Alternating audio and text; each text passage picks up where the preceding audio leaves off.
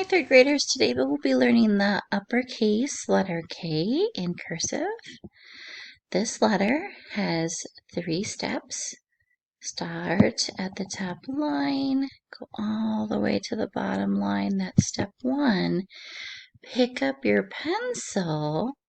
Start at the top line again. This is step 2. Ending at the middle line and step 3. Keep your pencil down for step 2 and 3 and at the dotted line.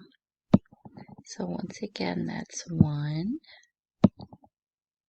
2, 3. 1, 2,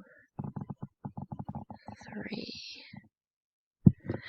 So remember, you are going to trace and try today. For every letter K that you trace, you are going to try one on your own on the line below.